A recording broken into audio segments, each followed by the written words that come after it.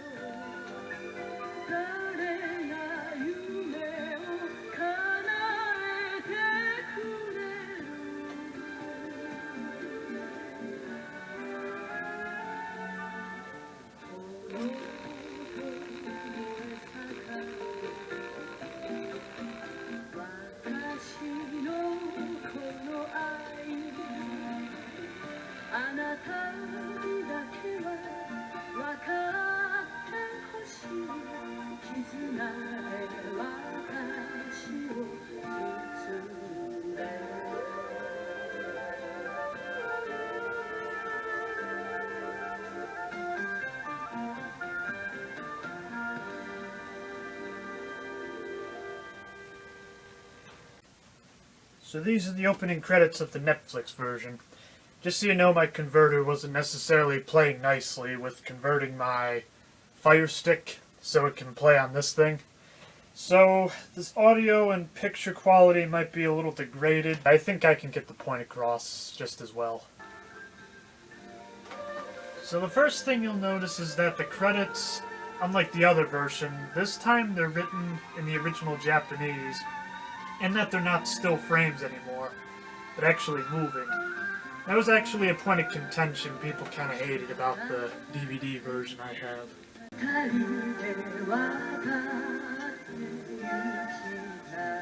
This one, though, there isn't really too much of a difference. If it wasn't for that bar moving up and down, you wouldn't really see movement at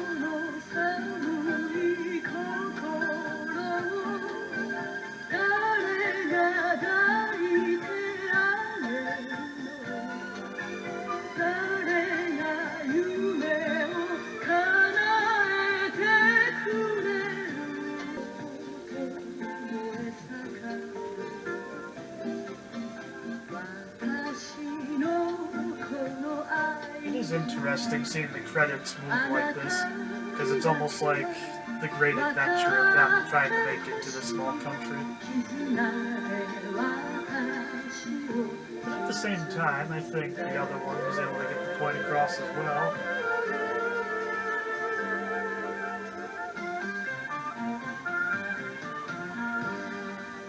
And I'm gonna guess it says right there it was directed by Hayao Miyazaki. I don't know how to read kanji. In addition to black and white, I'll also be trying to give some commentary along the way, also for legal reasons. Passports, please. That's my dad. Thank you. Enjoy your stay. Thanks, I'm sure we will. So right away, this is probably the first major difference right here. Ciao, signore. We're speaking Italian to the guard, Ah, grazie. and the father doesn't say anything. Dad? I don't look that old. Well, I regard you as a father figure. Whatever that This means. is the Duchy of Cagliostro. I've never heard of the place. The smallest member of the United Nations with a population of 3,500. So this is Cagliostro. I never knew this place even existed until we started working on this caper. I couldn't even find this country on the road map. It's the world's smallest nation. The total population here is only 3,500. What makes you think this burg is where the goat bills originate? This place is infamous with the crime world. It's the black hole of counterfeiting. Huh? Black hole? Yeah, snoops who get too nosy around here are never seen again. Ooh, stop, I'm scared. What makes you think Kinda this is where the said this counterfeit last money one. came from? First, I figured out where it couldn't have come from. Purely a process of elimination. So, where do we go from here? I haven't figured that part out yet. But trust me, my intuition never fails. Well, wake me when we Seemed get like he had there. more of a plan in the last one. If we get there. Fear wears me out. Wake me if I start smoldering. Because of the cigarette. I'm surprised that didn't wake him up. Hey. What, am I burning?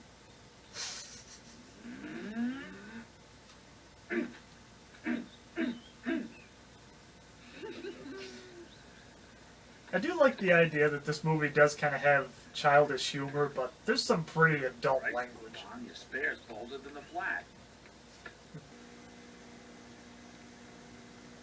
See you again. I know.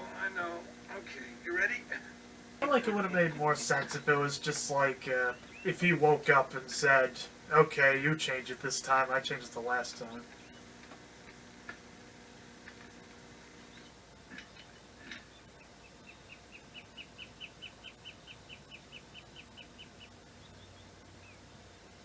Look at that beautiful imagery. And this is before Miyazaki was involved with Ghibli.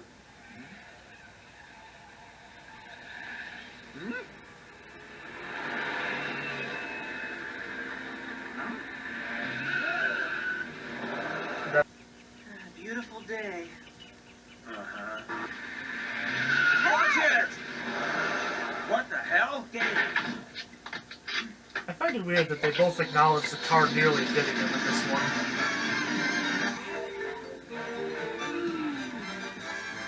I just love this musical score. Kind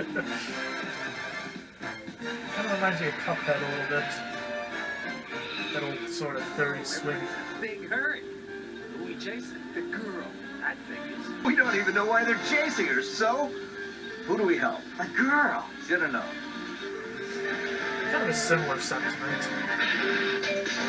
But I kind of like how the sidekick is more like, I can hit his tire from here. Go ahead. They're tires.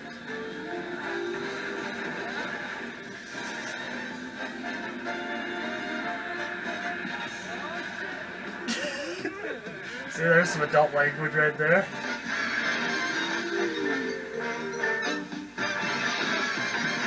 I love how you see the cars jump. Hey, those are bulletproof tires. Damn, they didn't buy that off the lot.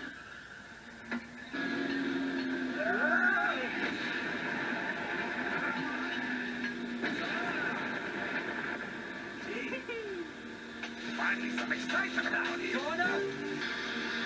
We gotta get around them Yeah, somehow. here goes.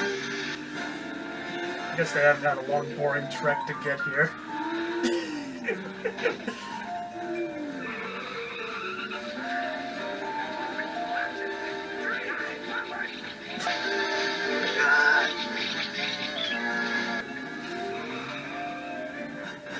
There they are. Get ready. This armor-piercing bullet should do it. I just have a hard time believing such a car could do that.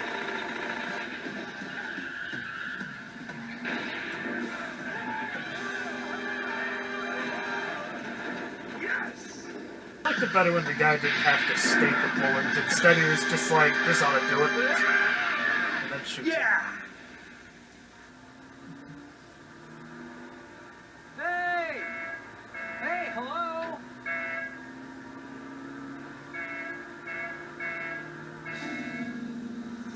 What? She's unconscious. She's passed out. Instead of unconscious.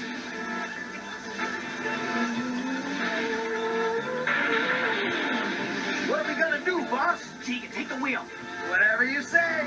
The car's coming apart. Here, take the wheel. Watch it.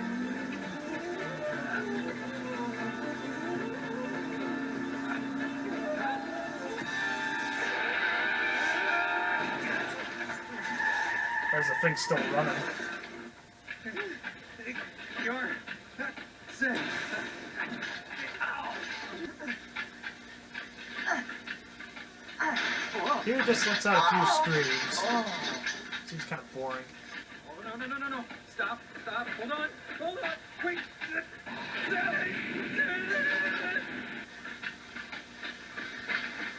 I felt like it was more tenseful when he was going, no.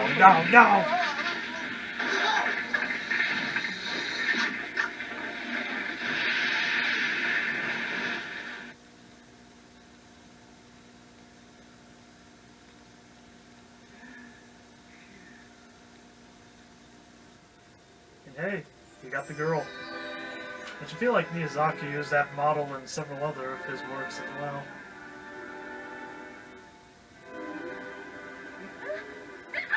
Hey, cut it out. Stop, or we're gonna fall. Look down.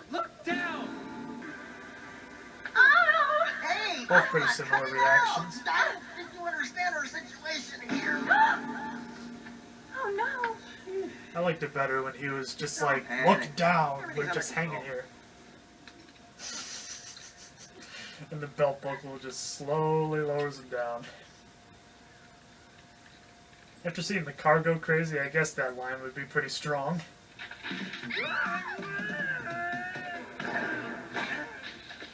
That's gotta hurt. He's out. Are you alright? Are you alright? Wake up. Sir?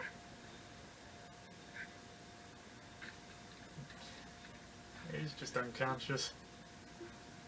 If you ever see the rest of the movie, he's goes through a lot worse than this and still survives.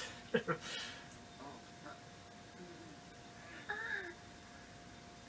okay. There. I do like how for both versions they wanted to go for like a sort of whispering voice for the female character. So in the last little scene I was showing, you may have noticed how I said how Lupin was a lot more injured later on in the movie. Well, this is the point where he's mortally wounded from his previous action and is slowly coming out of his coma. It's me. Some food. Great, thank you. How's your friend doing? Better. His fever broke. Thanks to the treatment you gave him. Me. I brought you some food. Thanks a lot. You doing any better? I think he's gonna make it. We certainly appreciate all your help. I see old Carl is helping you guard him. Yeah, the dog seems to have taken a real liking to him. You know, it's the hound you ought to be grateful to. Mm-hmm. That old animal doesn't like anyone. But when you brought your friend here, the dog refused to leave his side. Hasn't left his side for a minute. He's a good judge of character. That's how I knew I could trust you. Kind of similar sentiments, but different dialogue at the same time. This part may contain some spoilers, but I don't think it's too bad. Oh, boy. Hey, look, he's awake. Welcome back, pal. How you feeling? My old buddy. Hey, Goemon, he's awake. How you doing, boss? You really had us worried. Jigen, Goemon, it's sure been a long time. Long time? Wow. Why'd he say that? Seems his wounds have temporarily addled his memory. Jigen, Goemon, you guys look like hell. Well, at least you haven't lost your sense of humor. It's nothing short of a miracle that you're still with us at all. Oh, really? Hey, Carl, where's your mistress? Why isn't she here with you? Good boy. Why aren't you out romping with your owner today, Carl? How does a complete stranger like you know this dog's name? The only other person besides myself who knows it is Carl's mistress, Lady Clarice. Pretty name. So, a woman called Clarice owns you, huh, fella? Clarice. Would you mind telling me how you happen to know that dog by name? As far as I was aware, only two people knew Carl's name, myself and the princess. Maybe I'm psychic.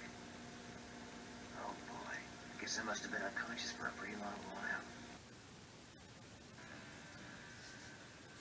Like how then the memory comes right back. How many days have I been out? Jigen, tell me, how long? 3. The wedding. He marries her tomorrow. I have...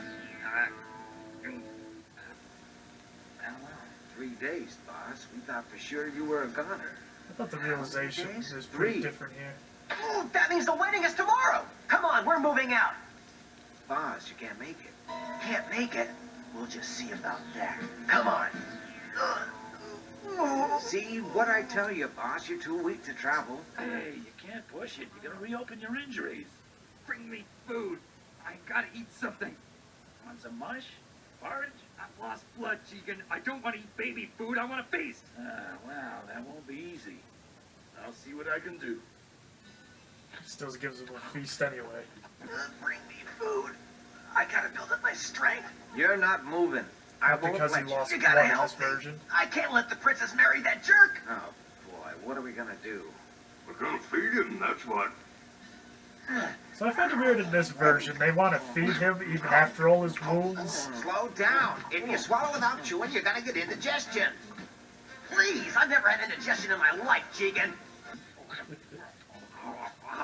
The damn fool, stop stuffing yourself. Your stomach can't handle it.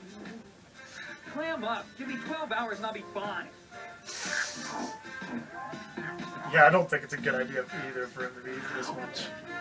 I'd be more worried about your stomach ripping out at that point. Look at all the stitches. Don't do it.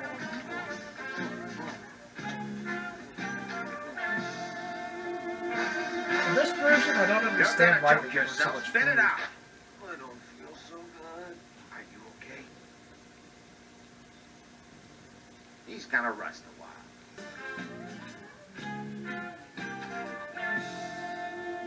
See, what did I tell you? You're turning green. You want a bucket? Huh?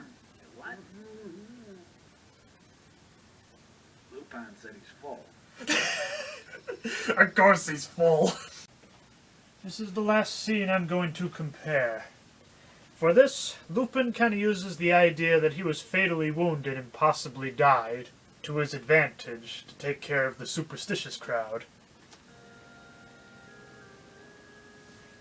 I then confer God's blessing upon you. I object.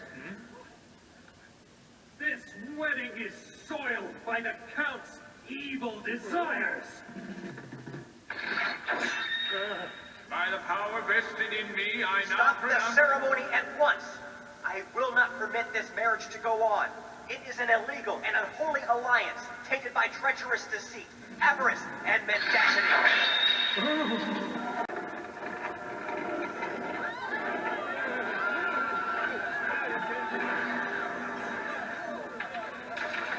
He said, oh, don't panic.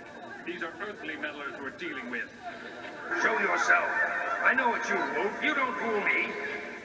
In this God, version, the they refer princess to will be Lupin as the alive. wolf for some I will reason. let no one come near her. Do you hear me, Wolf? Hold your positions, men, and be prepared for anything.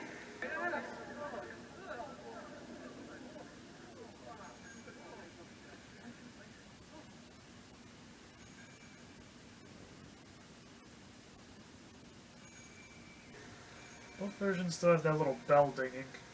And I find it interesting that there's a lot more I dialogue. in represent this the part. helpless victims of 500 years of villainy brought about by the bloody hands of the Cagliostros. In the name of the dead who lie beneath this castle, I have come to take your bride to be.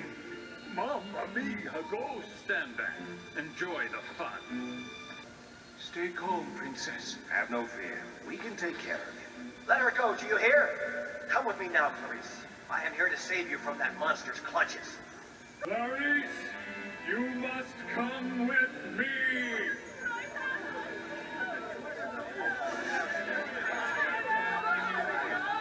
What a terrible turn of events. That scoundrel Lupin just turned up. Stop the broadcast. What are you doing? The broadcast is over. We're being attacked by a... Let's go! In both versions, she's pretty calm Look at about her. it. She's obviously been drugged. This wedding is a total fraud concocted by the Count to give him complete control of the Cagliostro treasure. Clarice, poor girl. They drugged you, didn't they? The evil Count didn't want you to be able to speak.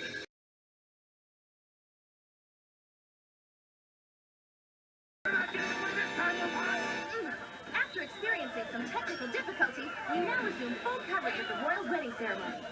We're back on the air, folks, and this wedding has turned into a riot. Lupin's escaping with the princess, and the count is chasing them in a rage. Ha! Ah, now the police are joining in.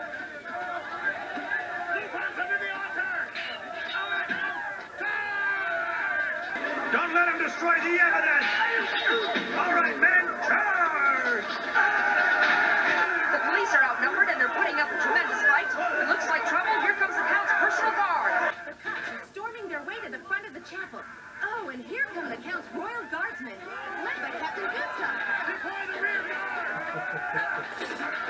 I love how she's being so serious about this broadcast.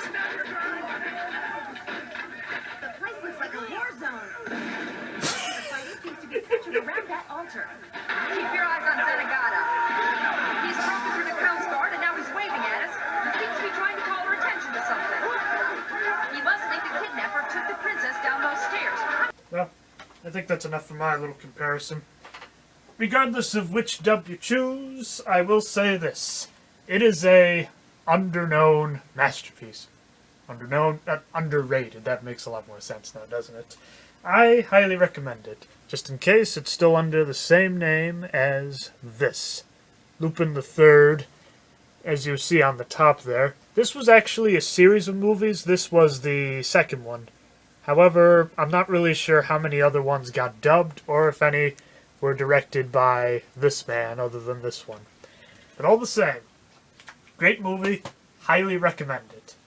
So, thanks for watching, and until next time, keep having fun.